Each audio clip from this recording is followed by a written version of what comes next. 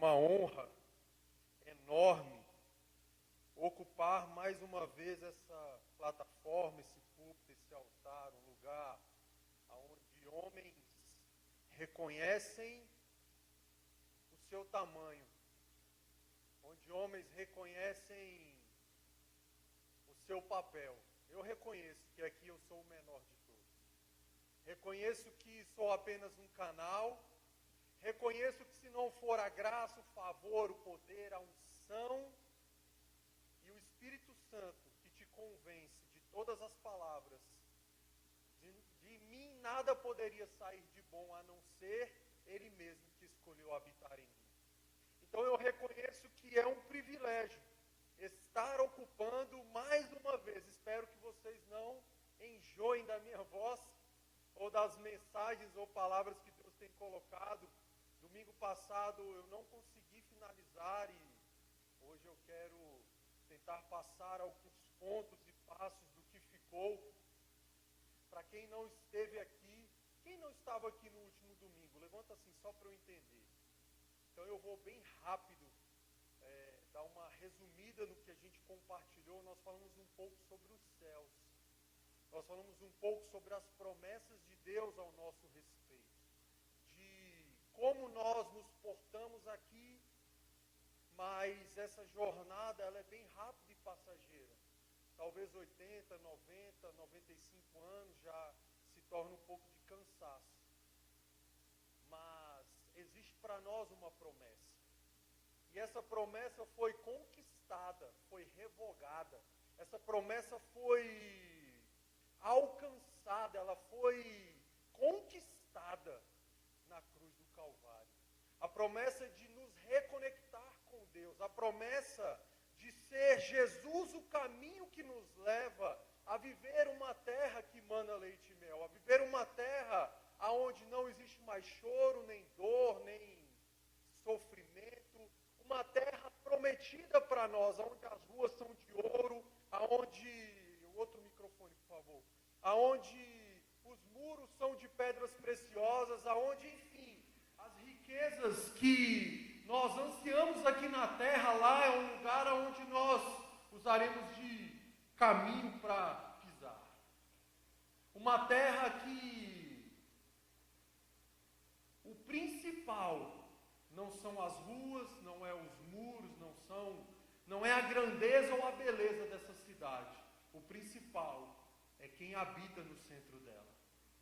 É o poder de um Deus que nos alcançou, que um dia nos resgatou das trevas. É a grandeza e o tamanho de um poder de um Deus infinito, misericordioso e amoroso, que escolheu vir à terra, habitar no nosso meio, que escolheu viver como homem, sendo Deus, mas sofrendo como homem, para que o nosso resgate fosse total e completo. Então hoje, nós não precisamos mais andar ou viver como escravos. Então hoje, nós não podemos mais nos enxergar como tal, porque foi o que aconteceu em certas circunstâncias na jornada daquele povo que foi liberto do Egito. Aquele povo, em circunstâncias pontuais, por vezes duvidou de Deus, por vezes achou que um bezerro refletiria maior a glória de Deus do que o próprio Deus, por vezes murmurou, por vezes quis olhar para trás. E quão é perigoso quando nós olhamos para um futuro proposto para nós através de promessas. Como é perigoso nós olharmos para a liberdade que Cristo nos chamou e vivemos com a mentalidade de escravos. Porque aquele povo que foi liberto e que caminhava e caminhou durante 40 anos, não gastava as suas sandálias, as suas vestes, tinha uma coluna de fogo e um ar-condicionado o tempo inteiro de dia, a comida caía do céu, a água brotava da rocha, enfim, Deus se manifestou com poder e glória, mas mesmo assim, eles olharam para trás e desejaram as cebolas do Egito. E a pergunta que nós nos fazemos, ou que eu me faço é: será que por vezes não lidamos dessa forma? Será que por vezes o deserto, que foi o lugar que aquele povo precisou passar? Aliás, nós vamos compartilhar daqui a pouco sobre isso. O deserto faz parte da promessa. O deserto faz parte de um aprimoramento da nossa identidade, do contexto de dependência. Porque senão nós nos achamos autossuficientes. Porque senão nós achamos que somos capazes, pelas nossas próprias interpretações ou pela sabedoria que buscamos em livros, em faculdades, em doutorados ou mestrados, ou senão, nós muitas vezes nos engrandecemos quando olhamos a nossa conta bancária abastada. E aí talvez o nosso ego, ou o nosso coração que é enganoso, fala assim: por que eu precisaria de Deus? Não é muito melhor ter a conta abastada e depender dele?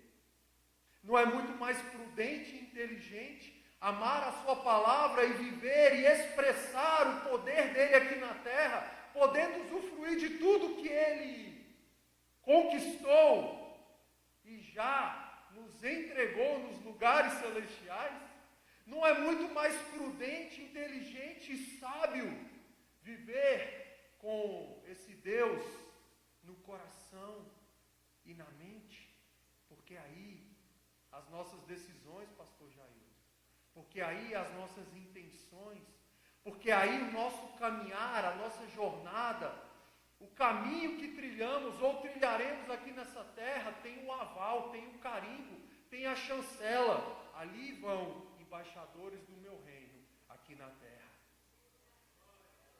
E você concorda comigo que não faz sentido algum carregar títulos, diplomas, ter uma gigante carteira na bolsa de valores, ou acumular bens se eu não for chancelado pelo dono de tudo?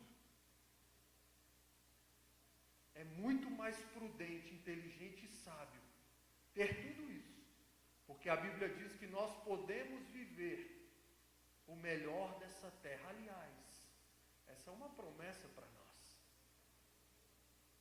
Essa é uma promessa dele para nós.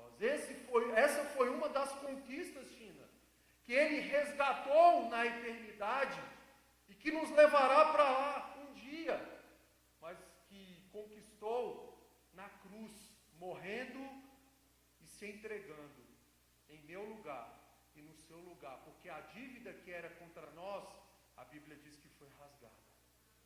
Aquele que um dia nos apontava e que por vezes tentava colocar peso sobre nós, e que o seu chicote nos escravizava como fazia com o povo do Egito, Satanás, hoje não tem mais poder sobre nós. Hoje nós não precisamos mais caminhar como escravos, porque Cristo nos libertou, e foi para a liberdade que Ele nos libertou, Binho. Então, se olhamos e caminhamos como escravos, é porque não identificamos a identidade dele que habita em nós.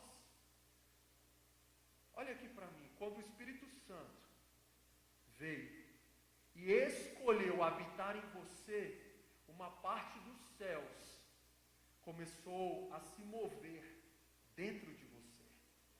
Ela se misturou com um pouco do seu DNA, do seu caráter, da sua mentalidade, dos seus psiques, das suas demandas. Uma parte do céu veio habitar em você para te consolar, para te conduzir, para te convencer do pecado e do juízo.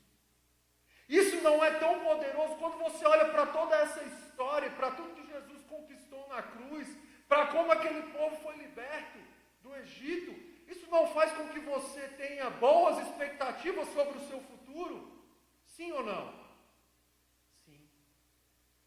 Porque mesmo passando por aflições, mesmo vivendo, Jones, talvez um dia mau, ou com o mar revolto carpeiro, mesmo passando pelo vale, porque deixa eu te dizer algo, a natureza é cíclica. Por dia nós vamos viver o verão, mas às vezes o inverno chega. Mas ele não é eterno. Nenhuma tempestade é eterna, nenhum deserto é constante, contínuo e prolongado ao ponto da gente ter ou pensar em desistir. Se hoje você dormiu triste e chorando, a Bíblia diz que amanhã você pode acordar com alegria. Se hoje o mar está revolto, existe alguém que habita no mar e no barco que você navega. Talvez o que estamos fazendo, as atitudes que estamos tendo, Flavinha, é de clamar da forma errada. Talvez estamos enxergando a tempestade e isso está alimentando medo no nosso coração. E aí nos esquecemos de quem está no barco. Ou às vezes lembramos com dificuldade. Mas basta uma palavra dele e o mar tem que se acalmar. Nenhum inverno é constante. Depois do inverno vem a primavera, é assim? A sequência é essa? Se não for, agora vai ser. Para nós aqui hoje.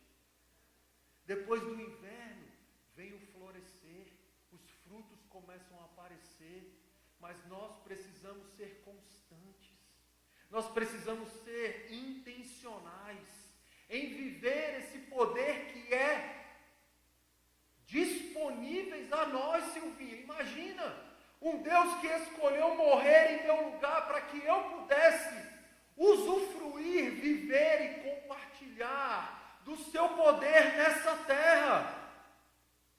Um Deus que é ilimitado, que não tem limites, mas que por vezes, como agimos ou como caminhamos, o que pensamos limita o agir do seu poder em nós. Não que nós limitamos o poder de Deus, nós não temos esse superpoder, porque ele é ilimitado, mas nós, com a mentalidade escravizada ou com coleiras muitas vezes que aceitamos ser impostas a nós, por vezes caminhamos sem a identidade de que temos um Pai e que Ele está sentado no seu trono, e do seu trono Ele governa todas as coisas. Nada foge do seu controle.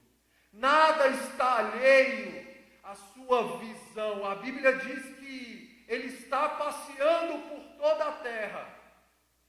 E ela continua dizendo que Ele procura os verdadeiros adoradores. E talvez, quando alguém procura algo, é porque está difícil de achar. Talvez nós já fomos libertos do Egito, e com certeza Deus já te tirou de uma vida de escravidão, de jugo e de inflamação do inimigo, ou de palavras que podem te inflamar sua mente e o seu coração. E por vezes nós nos esquecemos que o que move o céu é a adoração. Mas, em contrapartida, do outro lado da balança, o que move o inferno é a murmuração. Você entende? Se Deus está procurando verdadeiros adoradores, o que Ele tem encontrado em mim e em você?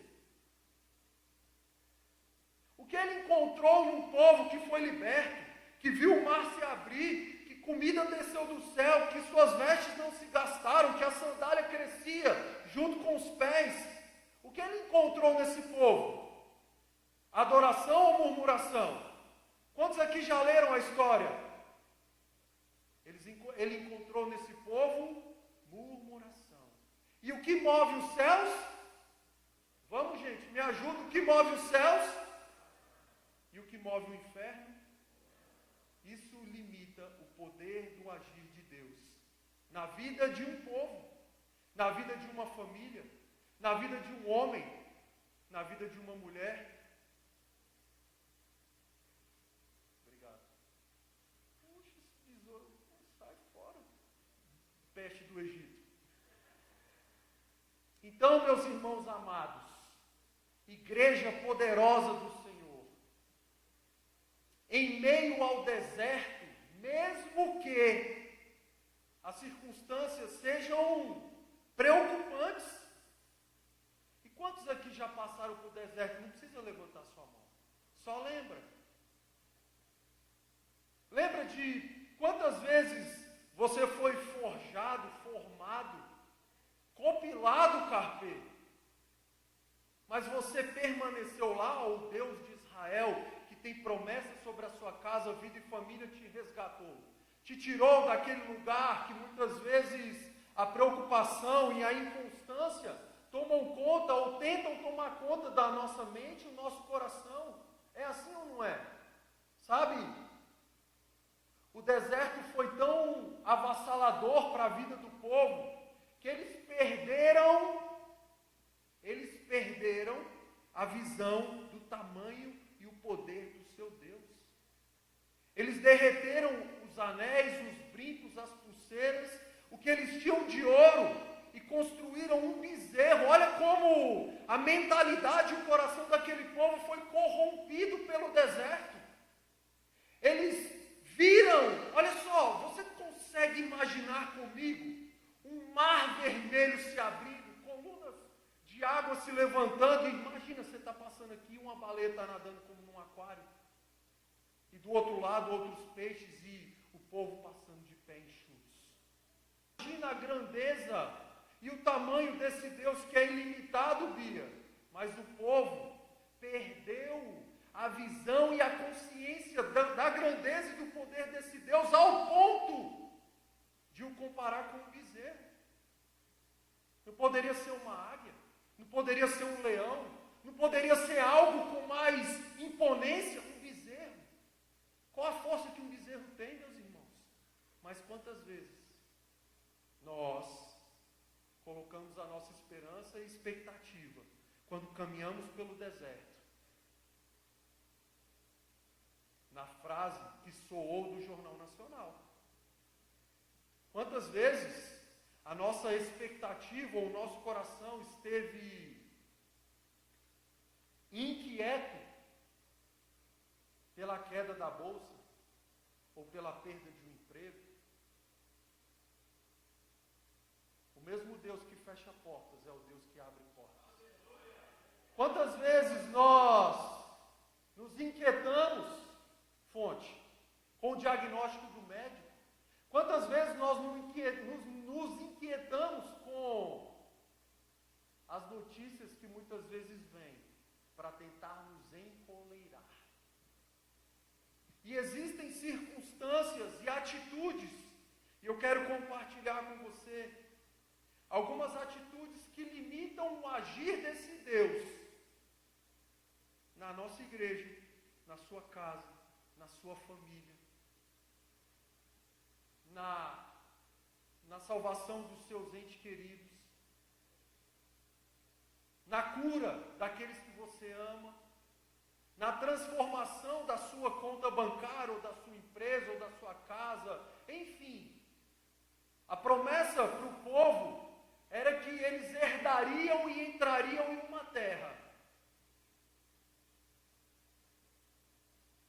Uma terra que manava leite e mel. Eu não entendo essa expressão, leite e mel, mas talvez deveria ser uma terra muito produtiva. Deveria ser uma terra ansiada por todos aqueles que passavam, porque a Bíblia diz que ela era guardada por gigantes. Não foi isso que os espias viram? E o medo tomou conta dos seus corações. Então, aqui vai o primeiro ponto, depois desse pequeno resumo. Se você quiser ouvir na íntegra, está lá no nosso canal do YouTube. Eu te incentivo, aqueles que não puderam estar aqui no último domingo, essa mensagem, a parte 1 está lá no YouTube. Eu fiz um pequeno resumo sobre o que vamos compartilhar e caminhar aqui. Um dos limitadores, o que limita o som é o gate Ou é o reverb, China? É o gate, né? Sabe o que é o gate na mesa de som? Quando eu der um grito aqui, está ativado um sistema na mesa onde a minha voz só chega a um determinado ponto. Até esse ponto ela trava. Foi assim que as atitudes do povo fizeram com o poder de Deus. Não fizeram com Deus ou o seu poder, mas fizeram com o agir de Deus sobre a sua jornada, sobre as suas vidas e sobre a sua caminhada. Então, o primeiro passo, ponto ou atitude que pode limitar o agir de Deus são os nossos pensamentos que carregam algumas mensagens. Alguns estudiosos e até os coaches usam isso. Só que tudo o que eles usam, pastor Jair, já está para nós revelado aqui há muitos anos. O que eles compilam e chamam de mentalidade positiva, ou instruem, né? Tem até um livro que fala sobre isso, instruem que pensamentos positivos geram circunstâncias e resultados positivos. A Bíblia chama isso de fé. A Bíblia chama isso de profetizar, de proclamar, de declarar, mesmo que em meio ao mar revolto, meu camarada, mesmo em circunstâncias adversas, os nossos pensamentos podem e precisam ser renovados pelo poder da palavra de Deus. Porque, como aquele povo que antes era escravo e muitos anos caminhou assim, como escravo no Egito, mas agora, Jones, eles não eram mais escravos, eles eram livres, eles compartilhavam a trajetória e a promessa que tinham sobre eles de viver uma terra prometida. Porém, em algumas circunstâncias, a mentalidade que os escravizava vinha à tona. E ao invés de adorar, eles faziam o quê? Murmuravam. Então aqui vai para nós a primeira atitude de quem tem uma mentalidade escravizada. A sua conduta, o seu dia a dia, ele prefere murmurar ao invés de adorar. Presta atenção aqui em mim. A adoração tem o poder de transformar as circunstâncias, o ambiente, o contexto e a circunstância. A murmuração tem o poder de ampliar a circunstância ruim, o aprisionamento e a mentalidade escravizada. Quando nós decidimos reclamar, murmurar, nós estamos alimentando ou retroalimentando uma mentalidade de escravo. Algo que não traz vida, pelo contrário, traz morte. Olha o que aquele povo, no Salmo 78, eu vou ler só o 19, proclamou. Vou ler do 17 ao 19. Então, Salmo 78, eu vou ler o 17, o 18 e o 19, assim está escrito. E ainda perseguiram em pecar contra ele, provocando ao Altíssimo na solidão. E tentaram o Deus nos seus corações, pedindo carne para o seu apetite. E falaram contra Deus e disseram assim: acaso pode Deus preparar uma mesa para nós no deserto? Será que esse Deus pode mesmo prometer o que ele cumpriu? Será que esse Deus que derrama maná e pão do céu pode também nos dar carne? Será que esse Deus que prometeu pode transformar o meu filho? Pode transformar meu marido? Será que esse Deus pode mudar a circunstância da minha casa, da minha empresa, do meu casamento que está falido? Será? Essa é a mentalidade, ou é uma coleira de quem caminha sobre jugo da escravidão.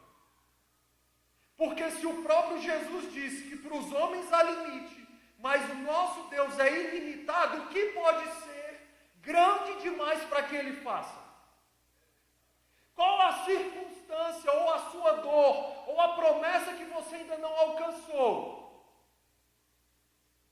que está difícil demais para o nosso Deus resolver? Não existe. Não existe circunstância.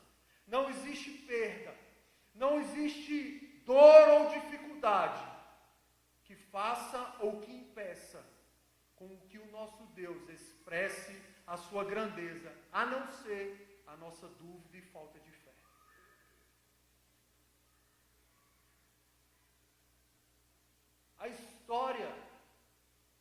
A história diz que cegos voltaram a enxergar, que mortos ressuscitaram. A história diz que mancos começaram a caminhar, mas a nossa história aqui, compartilhada entre nós, diz tantas coisas sobre nós. Quantos milagres nós já vivemos, quantas famílias já foram resgatadas e restauradas, quantos corações que eram empedrecidos já foram amolecidos, quantos homens que viviam sob jugo de drogas, de pornografia e hoje são livres. Quantos de nós eram incapazes de dar um abraço e um sorriso e hoje são até melosos uns com os outros, né, Fredão? Sabe, quantos milagres nós já vivemos, o quanto Deus já fez por nós, e ainda continua fazendo. Todos os dias Ele se expressa, a Bíblia diz que hoje as misericórdias dEle se renovaram, e por isso nós não fomos consumidos. Então há esperança para você. O seu casamento não acabou, a sua empresa não faliu. Deixa eu te falar algo. O que talvez esteja acontecendo é que as suas palavras estão carregando um DNA e construindo um futuro de escravo e não de filho. Quando pensamos como escravos, nós agimos com falta de fé. E a falta de fé limita o poder de Deus em nós, ou de agir em nós. Limitou o próprio Jesus quando estava na sua cidade. Limitou o próprio Deus em relação ao povo. Então, a falta de fé é algo que pode limitar o mover e o agir de Deus na minha circunstância e na sua. Olha o que está escrito em Marcos 6, eu vou ler o 5 e o 6. E não pôde fazer ali nenhum milagre, salvo curar alguns poucos enfermos, impondo-lhe as mãos. E sabe o que admirou Jesus nessa circunstância? A incredulidade daquele povo. A falta de fé, como ponto 1 desse tópico 1, gera em nós ou no nosso coração a dúvida. Será que Deus pode levantar uma mesa no deserto? Será que Ele pode nos livrar da fornalha? Será que Ele pode ou tem poder de nos tirar da cova com os leões? Será que a minha circunstância não é demais ou grande demais para o Deus dos exércitos agir? A falta de fé gera dúvida. E a dúvida em um Deus que escolheu se entregar na cruz não é o que o agrada, porque a Bíblia também diz que sem fé, ela não fala assim, sem fé talvez vocês não agradem a Deus. Ela não fala isso. Ela não fala assim, talvez, possivelmente, se você não tiver fé em alguma circunstância, você pode agradar a Deus, mas se você tiver em outras, a Bíblia diz, sem fé é impossível. Presta atenção aqui em mim. Eu preciso ativar um nível novo de fé em você. Você precisa sair daqui essa noite, e eu não espero que isso parta de mim, porque não tem nada a ver comigo. A Bíblia diz que quem convence é o próprio Espírito Santo, e é Ele que está agindo aí, no seu coração, na sua mente, nas suas estruturas, nas suas circunstâncias, nas suas promessas. O povo tinha uma promessa, eles herdariam a terra, mas quando eles chegaram e viram os tamanhos dos gigantes, ativou o ponto 3. Ponto 1, falta de fé. Ponto 2, dúvida. Ponto 3, medo. O medo não vem de Deus. Não provém de uma mentalidade de quem é filho ou governa com Ele nos lugares celestiais. O medo não é proveniente, pastor Jaildo, de quem agrega ou expressa um reinado aqui na terra. Porque se afinal de contas, junto com eles nós fomos feitos reis e sacerdotes, não é o que está escrito em Apocalipse? Sim ou não, meus irmãos? Se Ele nos fez reis e sacerdotes, o papel de um rei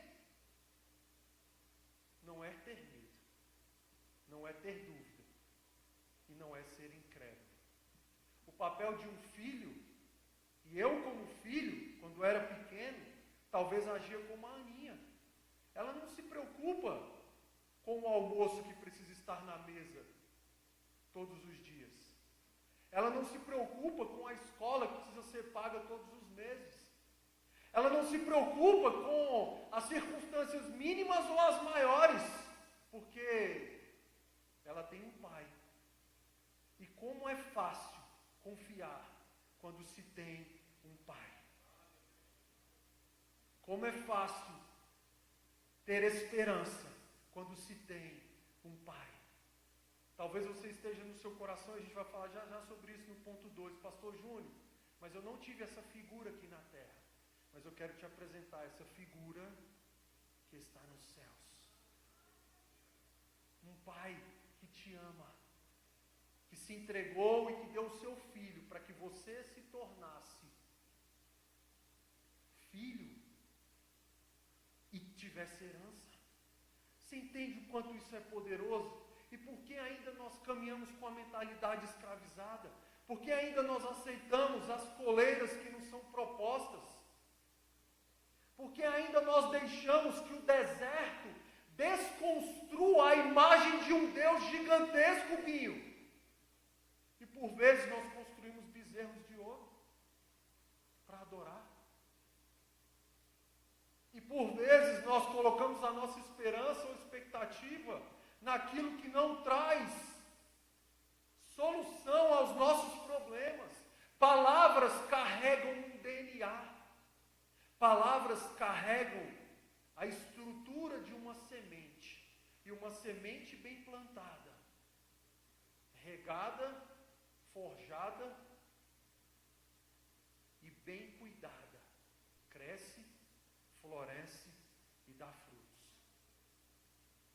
Mas da mesma forma que as palavras que saem dos meus lábios podem trazer vida, elas também podem trazer morte. E aí eu te pergunto sobre a sua casa, sobre a sua família, sobre a sua empresa, sobre o seu trabalho, sobre o seu ministério, sobre a sua igreja, sobre os seus pastores. Quais são as sementes que você tem plantado?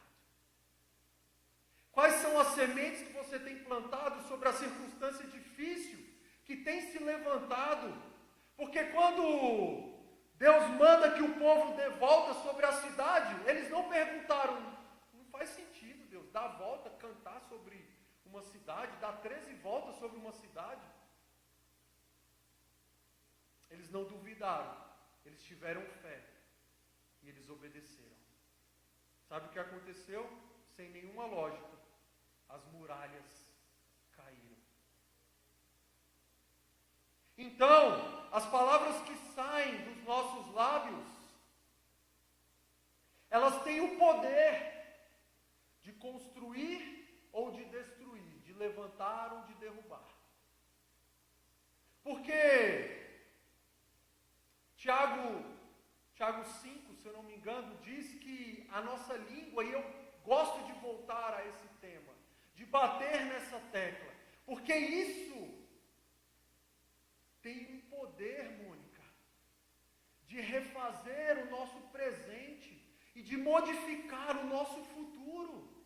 Isso tem o poder de atrair a presença ou o poder de Deus.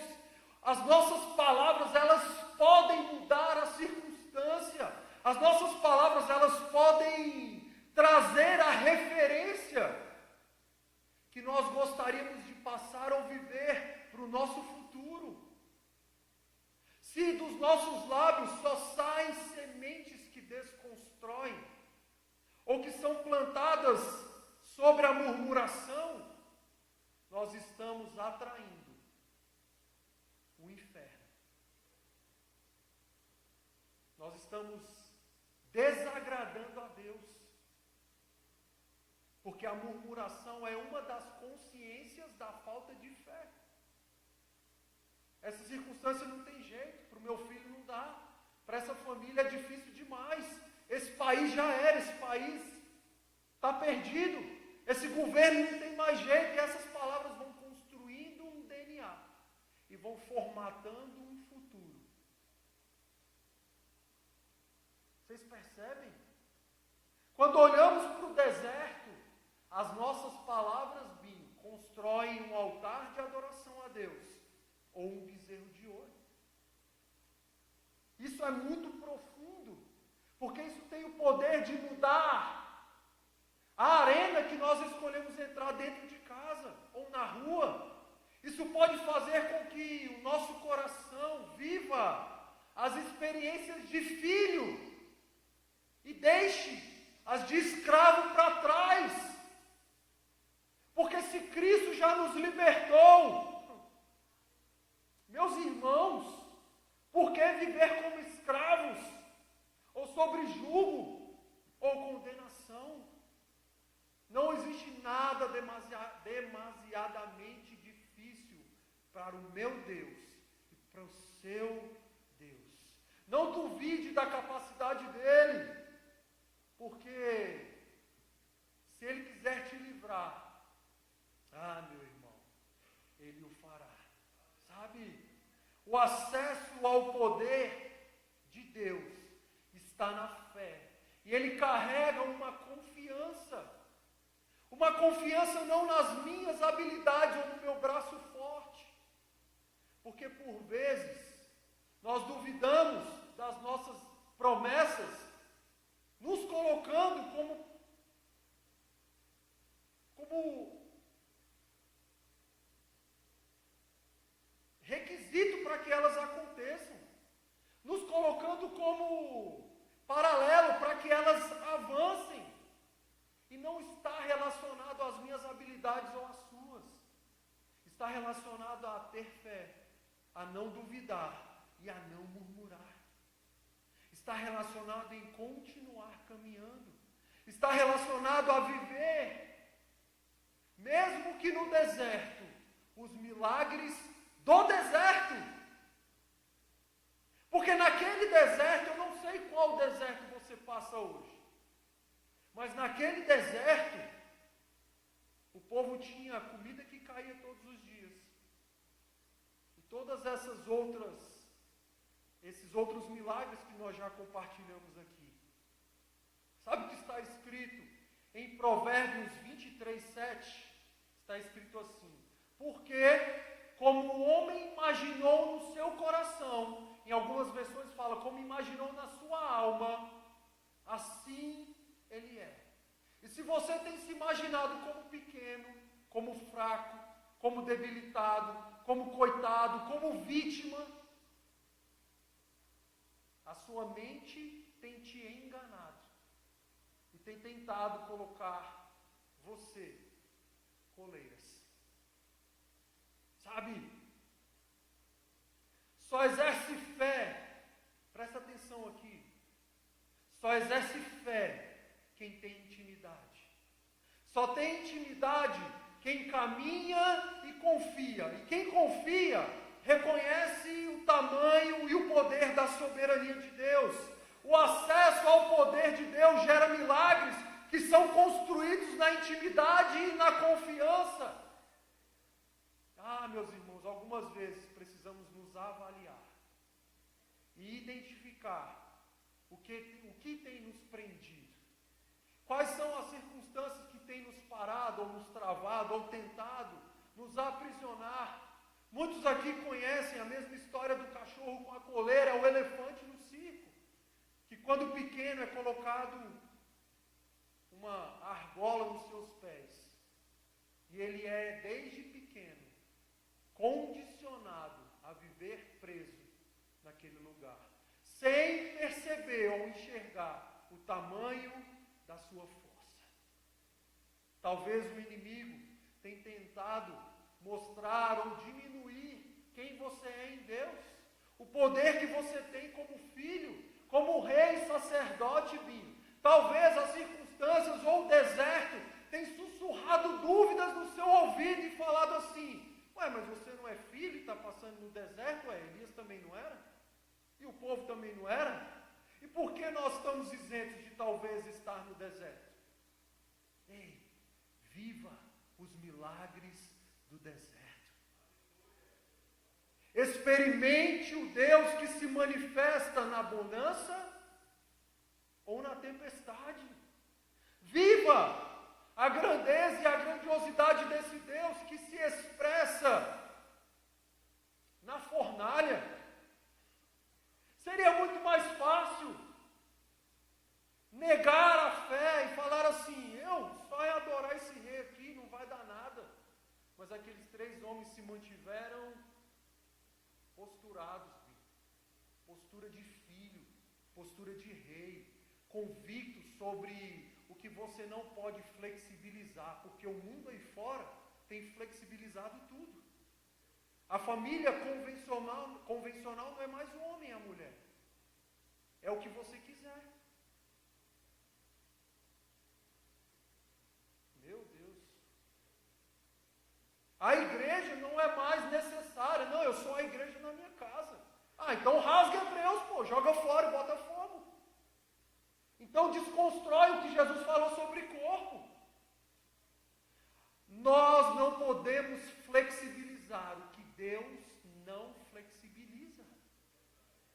Ei, se existe para nós uma conduta de fé, ela é inabalável, e a sua palavra para nós é a verdade absoluta, Fredão.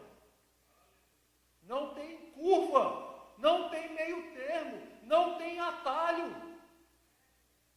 Não existe jeitinho brasileiro. Mas por vezes nós que somos a igreja, que as portas do inferno não prevalecerá contra a igreja, nós temos flexibilizado tantas coisas e aceitado algumas outras, e o pior, profetizado e proclamado sementes negativas sobre a própria igreja. E por isso muitos aí fora olham e falam: eu não vou para a igreja. Aquele tanto de escândalo. E quem disse que quem está na igreja é perfeito? Estamos em santificação. Estamos num processo, numa jornada, e por vezes, alguns precisam voltar ao deserto mais vezes do que outros. É ou não é, Josival? Por vezes, alguns que ainda não aprenderam precisam ser colocados de novo. Você está entendendo o que eu estou falando? Por isso nós prosseguimos como igreja, como corpo e como filhos. Mas as nossas palavras e a nossa mentalidade não pode ser de escravo. O que antes me trazia saudade do mundo que outrora, ou da vida que outrora eu vivia, hoje tem que me trazer repulsa, arrependimento, tem que me trazer confronto. As cebolas não podem mais me atrair. Eu acho que você entende o que eu estou falando. Os pratos que antes eram saborosos, colocados pelo inimigo, hoje tem que me trazer arrependimento. Essa é uma igreja que avança e caminha, que entende que a sua mentalidade não está conectada ou ligada à circunstância, porque senão Daniel e seus amigos tinham se contaminado na Babilônia. A Babilônia não diz quem você é, você que pode lá no seu trabalho é a Babilônia e você está lá e não tem nada diferente, você está errado. Se a sua casa é uma Babilônia e não fez nada de diferença, você está lá, como igreja nós estamos errando. E sabe o que talvez estamos errando? Como pensamos e o que falamos. Aonde nós estamos, quando nos posturamos e nos portamos como filhos, Josivaldo, que entendemos que por nós, ou que sobre nós existe uma retaguarda, e essa retaguarda é o que nos cobre de unção, poder e autoridade. Essa é a igreja de Deus na terra. A igreja nos cobre com poder, unção e autoridade. Mas acima da igreja existe o dono dela. E sabe quem é o dono dela? É o que a edificou sobre a pedra. Ei, Pedro, sobre você edificarei a minha igreja. Não foi o que Jesus disse? E sobre ela as portas do inferno não prevaleceriam. Pode aplaudir se você quiser.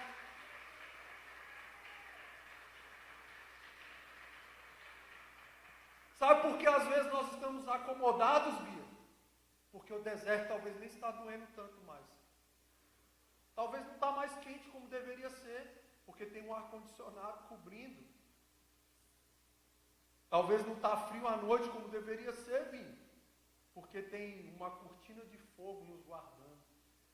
Talvez o deserto está confortável para alguns. Talvez nós como igreja estamos acomodados, Fred, confortáveis. Qual foi a última vez que você se levantou e falou dos milagres que Deus fez? Para o seu vizinho, para o seu parente, para o seu amigo, para alguém do seu trabalho. Nós estamos confortáveis, sentados nos nossos sofás, e o Netflix está tão mais atraente do que às vezes a presença de Deus. E esse tem sido o bezerro de ouro dessa geração. Uma geração que tem o conhecimento acima de tudo, que sabe, ou que entra aqui agora no chat GPT e pergunta assim: chat GPT, o que eu preciso fazer para pilotar um helicóptero? Ele vai te dar todas as instruções. Tem o conhecimento à palma da mão o tempo todo, mas perdeu o relacionamento. Perdeu a intimidade. Perdeu a vontade de expressar esse poder aqui na terra, Tina. Eu preciso correr, porque senão... Meu Deus. Ponto 2. O meu pai já me olhando, já fazendo assim, ó. Ponto 2. Nós limitamos a Deus quando baseamos o nosso futuro no nosso passado. Quando, por vezes, Rafa, visitamos o nosso passado e colocamos condições para que o nosso futuro seja conforme as promessas de Deus. Alguns olham e falam: não, eu sou o menor da minha casa. Eu não tive pai, eu não tive mãe, eu não tive estrutura, eu tive uma vida difícil, eu já tentei, eu já orei, eu já fiz jejum.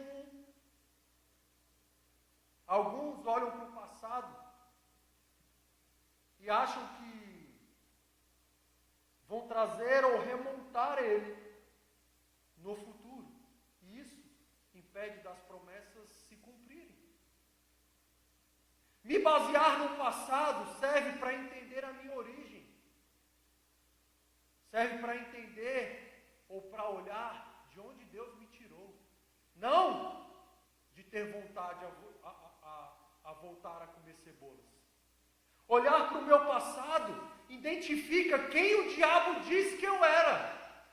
Eu era bêbado, eu era drogado, eu era adúltero, eu era prostituto. Talvez essa era a identidade que o diabo rotulava alguns. Mas depois que Cristo me libertou e me fez uma nova criatura, Rafa, agora eu sou filho, herdeiro, eu sou rei, sacerdote às mulheres no feminino, eu sou raça eleita, povo escolhido, sacerdócio real, a menina dos olhos de Deus. Eu sou a igreja que as portas do inferno não prevalecerão contra ela. Eu sou e tenho identidade. Existe algo dentro do céu que habita em mim, e eu sou e tenho o poder de mudar Quando eu confio e acredito em Deus. Quando eu acredito e confio nas suas promessas. Quando eu vivo intensamente, independente da circunstância, porque a mulher do fluxo de sangue eram quantos anos? 12? Se ela olhasse para o seu passado, o seu futuro seriam mais 12, eram 28, 24, e assim sucessivamente. Mas quando ela olhou para Jesus e falou assim: o meu futuro não está conectado ao meu passado, ele pode ser diferente. Basta eu tocar nas suas vestes. E aquela mulher teve um futuro diferente. Se Saulo olhasse para a sua trajetória, se Gideão olhasse para a sua jornada: ei, Senhor, eu sou da menor tribo, eu sou o menor da minha família, a minha família é a menor de todas. Deixa eu te falar uma coisa: Deus não se comove com desculpas. Moisés olhou para Deus e falou assim: eu não, Deus, eu sou ruim, pesado no falar. Mas aí Deus olha para Moisés e fala assim: zero desculpas, só vai, só obedece, só se move. Se Paulo fosse olhar para a sua trajetória, um cara que maltratava, perseguia, matava quem acreditava no nome de Jesus, olha só. Mas um dia, o seu passado foi interrompido. Deixa eu te falar algo. O que você viveu, as suas dores ou as suas memórias, os seus medos do passado, não podem traduzir como será o seu futuro. O que o passado trouxe ou revelou sobre você, o que o inimigo tentou colocar como coleira e falou sobre você, não é nem de longe o que Deus fala ao seu respeito. O que você foi um dia, quando você tocar em Jesus, quando você deixar que a sua palavra transforme os seus pensamentos, o seu futuro é 100% reconstruído. O seu futuro é um futuro de promessas. E essas promessas são fiéis. A Bíblia diz que ele não é homem para que minta, nem filho do homem para que se ele prometeu e você se conduzir como filho e não como escravo, as promessas se cumprirão na sua casa, na sua vida, no seu casamento, na sua empresa, na sua conta bancária, na sua saúde, na sua jornada. Aqueles que você ama serão encontrados pelo poder desse Deus. Então, pare de plantar negatividade, de olhar para o seu passado e achar que ele define o seu futuro. Não! A Bíblia diz em Lamentações 3:21, eu quero trazer à memória aquilo que pode me dar esperança. E ele continua dizendo, as misericórdias do Senhor são a causa de não sermos consumidos, e as suas misericórdias não têm fim, renovam-se cada manhã, e grande é a sua fidelidade. Aplauda o Senhor, meu irmão.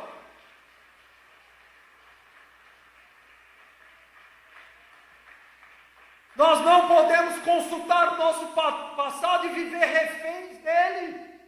Porque se existe uma nova vida para você, a Bíblia diz que quando a cruz nos encontrou e o sangue de Cristo, nós fomos feitos novas criaturas. Nicodemos não entendia isso. Como pode um homem nascer de novo? E aí Jesus explica, pode nascer do Espírito. Porque quando o Espírito Santo vem mover e habitar em nós não temos mais a identidade de escravo, mas nós temos agora a consciência de quem é filho. E quem tem a consciência de filho, não pede nem licença para abrir a geladeira em casa. Quem tem a consciência de filho, não acha que está pedindo demais. Quando liga para o pai 3 horas da manhã e fala, pai, eu preciso disso, disso e disso. Eu vou incomodar meu pai. Meu irmão, quando eu estou com dificuldade, eu nem penso que vou. É meu pai. Deixa eu te falar algo. Você tem um pai que habita nos céus. E ele não é dono só de uma casa. Ele é dono de um novo mundo. Que tem rua de ouro, muro de cristal. Não tem dor, não tem choro. E ele vai te levar para morar com ele uma eternidade. Se isso não mexe com você, eu não sei o que mexeria. Sabe? O seu passado não pode paralisar o seu futuro. Meu irmão, a murmuração conduz à descrença, mas a adoração ativa que seja feita aqui na terra, como é feito aí nos céus. Como é feito aqui na terra, seja feito nos céus. Que o meu coração hoje, que o seu coração hoje, seja entomecido, seja inundado por essa fé. Porque a Bíblia diz que se for do tamanho de um grão de mostarda, você vai dizer, o que você vai fazer? Vai dizer. Então, se você vai dizer e o monte vai se transportar de um lugar para o outro, significa dizer que as suas palavras carregam poder. Se elas carregam poder, quando você olha para o seu filho e fala assim, esse menino não vai dar em nada, realmente ele não vai dar em nada. Quando você olha para o seu casamento e fala assim, o meu casamento está falido, realmente o futuro dele é estar falido. Mas se você olha para onde Deus te tirou, exerce e ativa a gratidão, percebe a circunstância, é deserto, viva um milagre no deserto. É tempestade, clame ao Deus da tempestade, porque a sua voz tem o poder de acalmá-la. Se é a fornalha, caminhe com ele na fornalha. Se é na cova, deixe que ele tape a boca dos leões. O problema é que as nossas palavras, por vezes, atrapalham o agir de Deus, em vez de ajudar. Você está entendendo o que Deus está ministrando aos nossos corações? Não existe circunstância difícil ou impossível para esse Deus. Não existe. Então, que as nossas palavras, que a nossa mente e que o nosso passado não atrapalhem o agir das promessas no futuro. Que a sua vontade esteja conectada com a vontade dos céus e ative os céus através da sua adoração. Que na sua casa seja um lugar de adoração, que no seu carro seja um lugar de adoração, que o seu trabalho seja um lugar de adoração, que os dias difíceis sejam um lugar de adoração, que o deserto seja um lugar de adoração, que os tempos bons ou ruins, os dias maus ou bons, o inverno ou o verão, seja para nós um tempo de adoração e não de murmuração, meus irmãos. Ative os céus com a sua voz. Eu teria tanta coisa para falar sobre o cativeiro de José, sobre a vitória de Davi sobre Golias, sobre a cova de Daniel. Meus irmãos. Ponto 3. Muitas vezes, para a gente finalizar, o que limita o poder do agir de Deus nas nossas vidas é a nossa agenda ou as nossas prioridades. As nossas prioridades revelam, ou a nossa agenda revela quem são as nossas prioridades.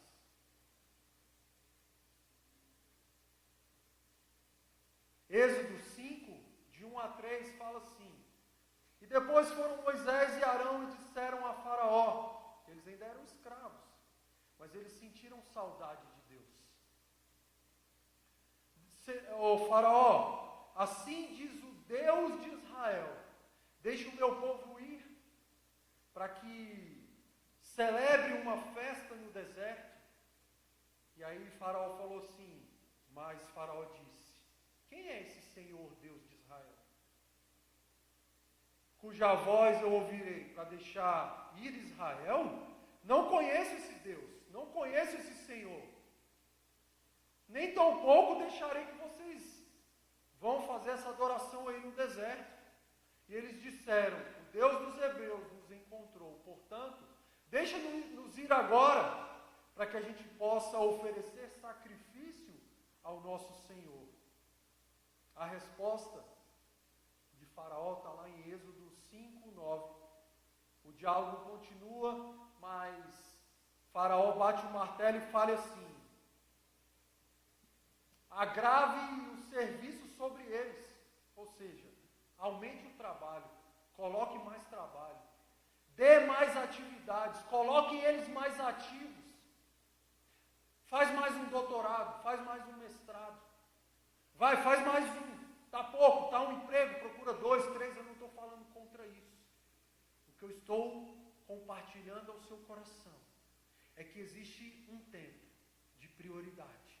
E essa prioridade precisa estar no lugar correto. Essa prioridade é Deus e a sua obra. Essa prioridade vem Deus em primeiro lugar, a sua família em segundo e o seu ministério em terceiro. Vocês entendem como nós estamos invertendo tudo? E se a gente olhar para a nossa agenda hoje, Rafa, às vezes a gente de manhã cedo acorda e a nossa primeira atividade não é dar bom dia para o Espírito Santo, ou nem simplesmente ler um capítulo de Café com Deus Pai, que agora é a moda. Não. É abrir o G1 e me informar das notícias ruins, ou é acordar correndo, entrar no carro, pegar 2 horas de engarrafamento, trabalhar 8 horas, voltar mais 2, já foram 12. Me sobram só 12. 8 horas eu durmo, então eu não tenho tempo para minha casa, para minha família, para o meu Deus, para a minha igreja. Não tenho tempo, porque a minha prioridade são outras coisas. Sabe? A nossa agenda diz muito ao nosso respeito. O que fazemos e para quem fazemos fala ainda mais. E eu quero resumir para finalizar em 3 minutos. Que possamos ser como Paulo, que olha para a sua jornada ou trajetória e fala assim, lá em 2 Timóteo 4:7, combati o bom combate, acabei a carreira e guardei, cultivei, aprimorei, aumentei a minha fé. Que nós possamos olhar para trás e olhar para que o Deus do deserto, que se manifesta nas nossas circunstâncias ou dificuldades, não foi desconfigurado, ou nós não perdemos o foco da grandeza dele, olhando para um simples bezerro. Que a nossa casa, ou os desertos que estamos passando, não desconfigurem as promessas liberadas ao seu respeito. Que o tempo difícil não desconstrua a identidade ou a imagem que Deus conquistou na cruz em seu favor. Que você se levante como um adorador, porque a Bíblia diz que Ele está procurando aqueles que o adorem em espírito e em verdade. E a adoração não está relacionada ao dia bom ou ruim.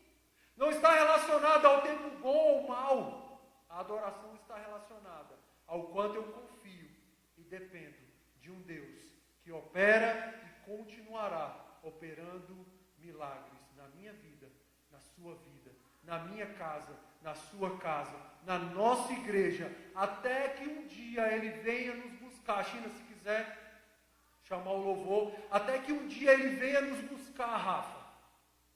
Até que um dia nós estejamos como a noiva, né, Bia? Preparada, ou que está em preparação, para que esse encontro seja real e verdadeiro. Para que naquele dia ele olhe para mim, para você e fale assim: entre, Rafa, para o gozo do seu Senhor, e não apartai-vos de mim, porque eu não vos conheço.